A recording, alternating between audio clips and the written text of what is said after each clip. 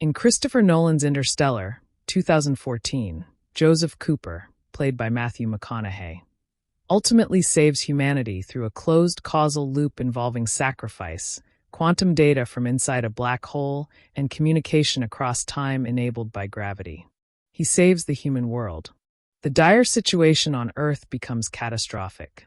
Humanity faces extinction due to crop-killing blight and massive dust storms that make breathing increasingly difficult. Resources are collapsing, and civilization is dying. NASA has two secret plans. Plan A, solve the theoretical gravity equation, unifying gravity with quantum mechanics, to manipulate gravity on a massive scale. This would allow enormous space stations, like O'Neill cylinders, carrying millions of people to escape Earth's gravity well and become spacefaring colonies. Plan B, if Plan A fails, use the Endurance mission to find a habitable planet and colonize it with 5,000 frozen human embryos, a backup for the species.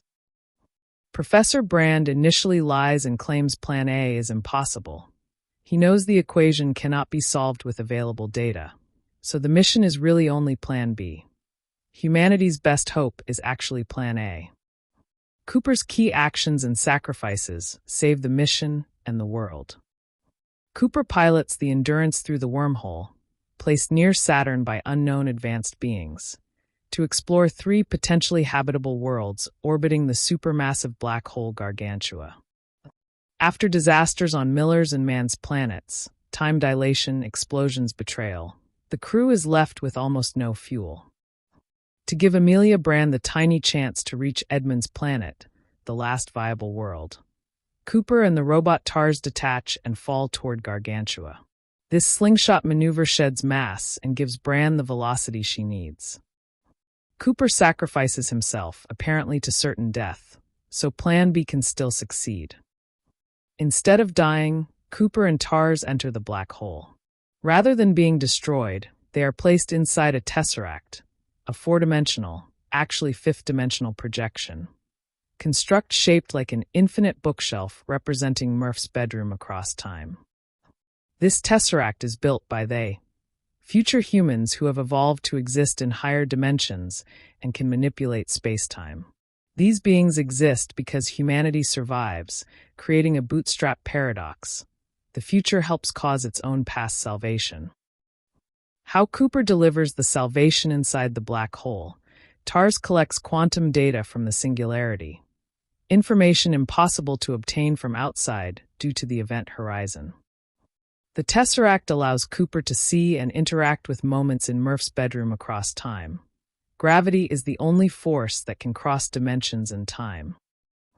Cooper realizes the ghost from Murph's childhood, knocking books, moving the watch, sending coordinates via binary dust patterns, was himself. Using gravity, he transmits the quantum data from TARS by encoding it into the second hand of the watch he gave Murph before leaving. The watch ticks in Morse, in fact binary code. Adult Murph, Jessica Chastain, eventually deciphers the data from the watch. Murph solves the gravity equation using the quantum data her father sent from the black hole. This breakthrough allows humans to control gravity enough to launch the giant space stations off Earth, evacuating surviving populations. Humanity survives and becomes a multiplanetary, eventually multi-system, species. Decades later, due to time dilation, Cooper wakes up on Cooper Station, one of those stations orbiting Saturn, named in honor of Murph, who is now an elderly woman on her deathbed, having saved the species. It is possible to say that Cooper specifically saves humanity. Cooper is chosen, by future humans or the loop itself, because his love for Murph transcends time and space. It's what guides him to communicate precisely with her bedroom. He is the only person who both goes into the black hole and has the personal connection to Murph needed to deliver the message in a way she would understand and trust. Love acts almost like a force, analogous to gravity, that crosses time, making the impossible communication possible. Without Cooper's sacrifice to enter the black hole, without TARS collecting the data, and without his precise transmission to Murph via the watch, Plan A fails. Humanity never escapes Earth's gravity, and extinction follows. Through a beautiful, closed time-like loop of sacrifice, love, gravity, and quantum information, Joseph Cooper, the pilot, saves the human world. Cooper appears to be the hero who saves humanity by entering Gargantua, collecting quantum data via TARS, and transmitting it back through time to Murph via gravity manipulations in the Tesseract. This enables her to solve the gravity equation, allowing massive space stations to lift off Earth and evacuate the remaining population. This Plan A. Without this, Earthbound humanity dies out from the blight, and only the embryo-based colony on Edmund's planet might persist. This is Plan B. However, this salvation is far from straightforward. It's riddled with paradoxes, predetermination, and dependencies that undermine Cooper's agency. In fact, one could argue he doesn't truly save the world at all. He's more of a cog in an inevitable, self-sustaining loop. The bootstrap paradox undermines causality and agency. At the heart of Interstellar's plot is a closed time-like curve, a concept from general relativity allowing information to loop back in time without changing the timeline. The wormhole near Saturn, the Tesseract inside Gargantua, and even the initial NASA coordinates sent to Cooper's farm are all facilitated by advanced, five-dimensional future humans. But the bulk beings, the advanced humans, are the descendants of the very humanity that's being saved. This creates a bootstrap paradox. The future humans exist because Cooper succeeds in transmitting the data, but Cooper only succeeds because the future humans build the Tesseract and place the wormhole. So, who initiates the salvation? No one. It's a self-caused loop with no origin that I in this framework. Cooper doesn't save anything. He's fulfilling a predetermined role. The events were always going to happen this way. If the loop is closed and unchangeable, as the film portrays, no alternate timelines or branches, then humanity was never in real danger of extinction within this narrative reality. Cooper's choices feel heroic, but they're illusory. He's not altering fate, but enacting it. Philosophers have critiqued similar loops in time travel stories as rendering protagonists powerless, and Interstellar fits this mold. Cooper's sacrifice is scripted by the future, not a free act of salvation. Cooper's role might be redundant for species survival. Even if we set aside the paradox, Cooper's actions primarily enable Plan A, evacuating Earth's population. But Plan B, colonizing Edmund's planet with embryos, could still succeed without the black hole data or the Tesseract. Let's remember, after the disasters on Miller's and Mann's planets, Cooper's slingshot maneuver sends Amelia Brand to Edmund's planet alone. The film ends with her arriving there, implying success. She's shown setting up camp.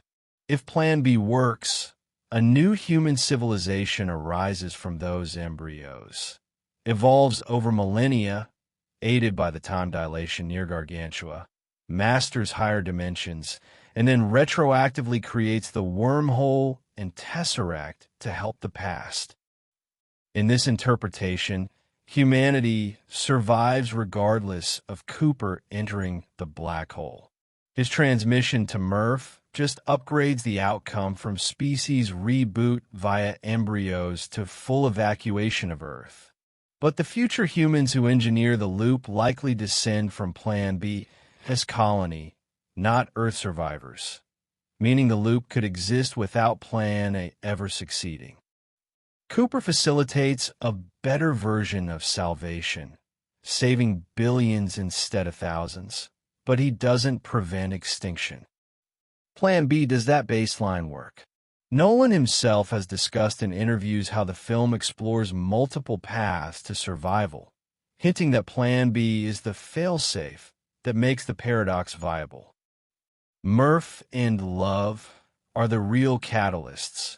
Cooper is just a messenger, not savior.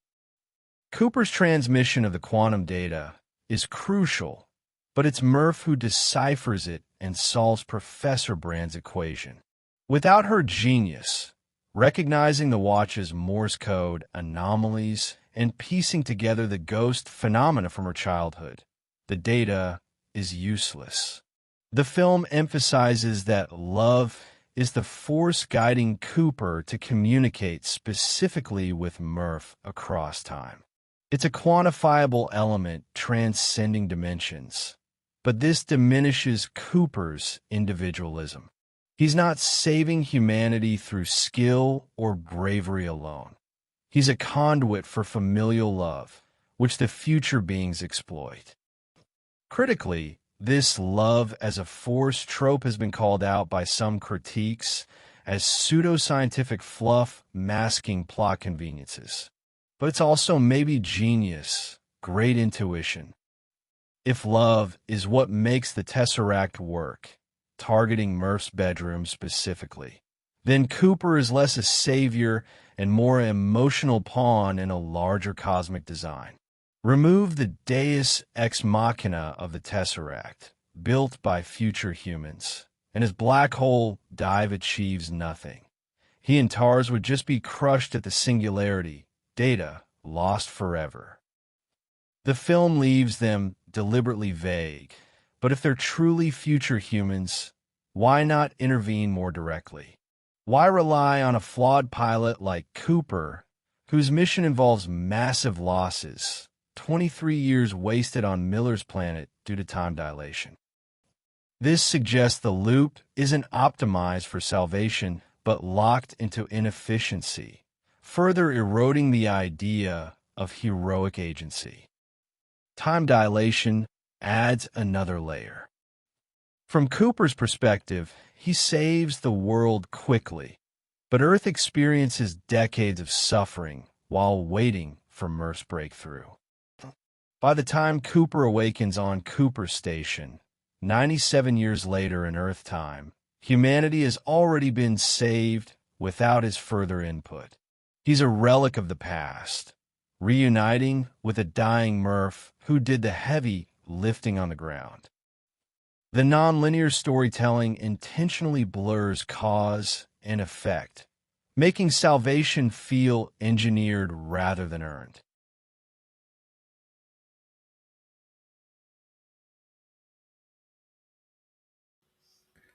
Ultimately, interstellar salvation isn't obvious because it is wrapped in a paradoxical loop where cause precedes effect in a cycle with no beginning. Cooper plays a pivotal role, but he's not the prime mover. He's embedded in a system where future humans, possibly from Plan B, orchestrate everything. Murph executes the science, and love provides the targeting. In a predestined universe, no one saves the world. It saves itself through temporal bootstrapping. If anything, Cooper ensures a more populous survival, but humanity's continuation might have happened anyway via Brandt's colony, Emilia Brandt's colony. This ambiguity is what makes the film philosophically rich. It's less about one man's heroism and more about interconnected fate, evolution, and the illusion of control. The movie crafts it this way to provoke exactly this kind of debate, echoing real quantum and relativity puzzles where observers, like Cooper, influence but don't dictate outcomes.